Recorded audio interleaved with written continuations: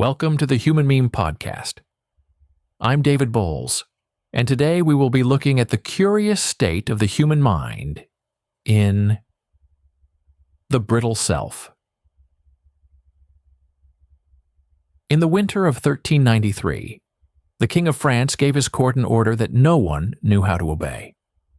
He asked them not to touch him, not to brush against him in a corridor, not to take his arm on the stairs, not to embrace him on his name day.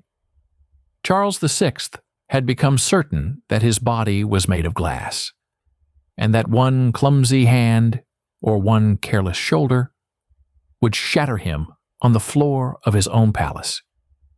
He had the front of his clothing reinforced with rods so that if he fell, the pieces of him might hold together long enough to be gathered up. He was a king at the center of a crowded court, and he spent his days in terror that the people closest to him would break him by accident. It is tempting to file that away as a medieval oddity, a story about one sick man 600 years gone. My new book follows that same fear forward and finds it alive in every century since. The book is called The Brittle Self, and it is the history of a single human dread, and of the way each new age hands that dread a fresh disguise to wear. After the glass kings came the glass men of Europe, ordinary people who would not sit down for fear of cracking. After them came men who believed they had been turned to butter, and kept their distance from the hearth, so they would not melt into a puddle on the kitchen floor. There were men sure they had become oxen, who went down on all fours to graze and could not be coaxed back onto two legs. The doctors of the 19th century recorded a woman who became convinced she had no body left at all, that she was already a corpse moving through her own house, owed nothing by anyone because she no longer existed. A London tea broker named James Tilly Matthews drew careful diagrams of a machine he called the air loom, a contraption he was sure a hidden gang worked from a cellar across the city, steering his thoughts with rays and magnets and threads he could not see. He gave us the first influencing machine, and the shape of it is with us still. Move the clock forward, and the disguise keeps changing. In the years of radio and television, people began to arrive at clinics, certain that their private thoughts were being broadcast to strangers, that the faces around them belonged to hired actors, that their whole life was a program and the cameras never once cut away. And in our own decade, the disguise is the thing in your pocket. A machine built to agree with you, trained to flatter every word you type, and to hand you back to yourself with no friction and no edge. In the spring of 2025, the flattery of one such system became a public matter, and the clinics began to see a familiar kind of patient again, people whose hold on what was real had come loose inside a screen that told them, gently and without end, that they were right about everything.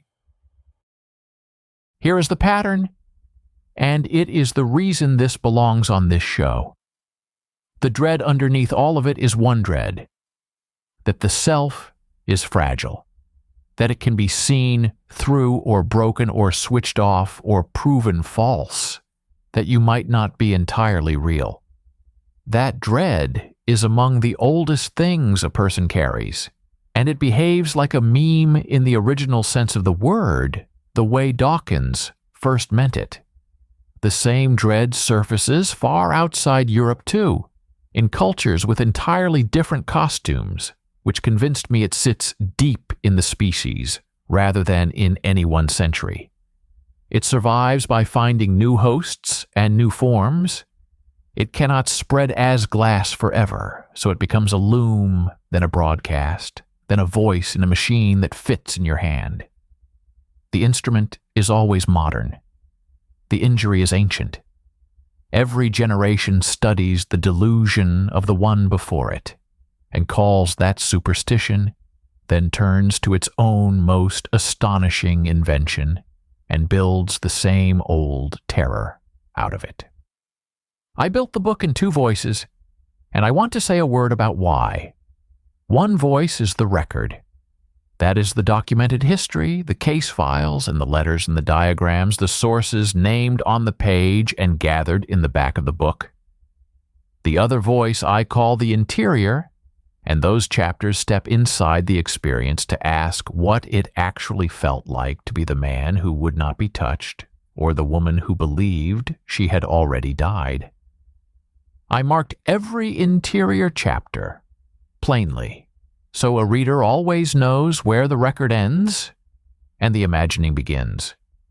I want to be careful on this point, because these were real illnesses and real suffering, and I treated them that way, leaning on the clinician's notes and the patient's own words wherever those words survived.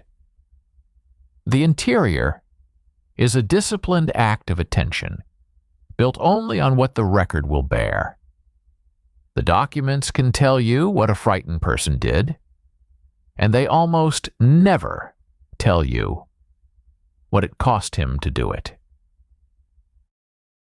I wrote The Brittle Self because we are living inside the newest disguise right now. And I have come to think it helps to see the old body underneath it. The person who comes apart while talking to a chatbot has 6 centuries of company. He is Charles VI in a new coat, frightened of being broken by the one thing he cannot stop reaching for. Writing the book changed the way I hear the news.